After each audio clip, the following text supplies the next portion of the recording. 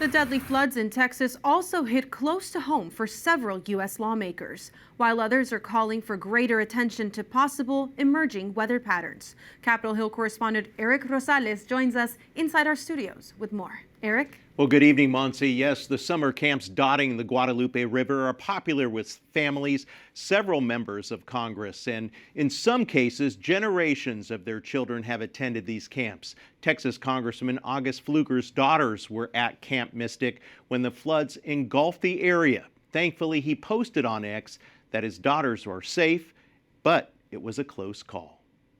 Congressman Pfluger went on to say on X, Camille, Vivian, and I are now reunited with Caroline and Juliana, who were evacuated from Camp Mystic. The last day has brought unimaginable grief to many families, and we mourn with them, as well as holding out hope for survivors.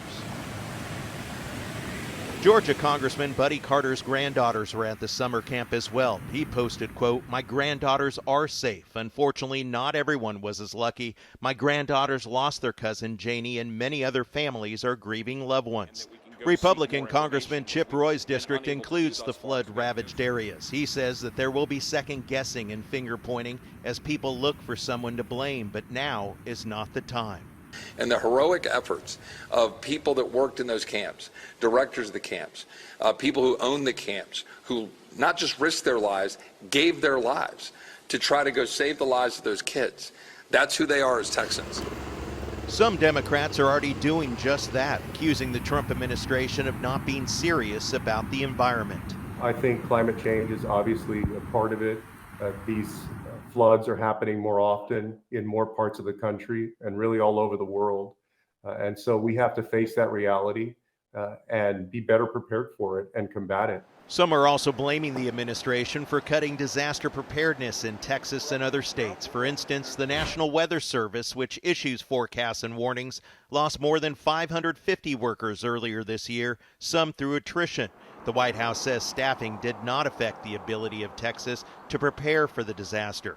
The administration is also cutting more than $2 billion from NOAA, including the entire climate change research program. The Trump administration is dismantling the research arm of NOAA, which gets us all of the weather and climate research we need, that people in agriculture need, that people in business need, and that all of America, all of the world needs in terms of fighting climate change. House Speaker Mike Johnson says President Trump is on top of the issue.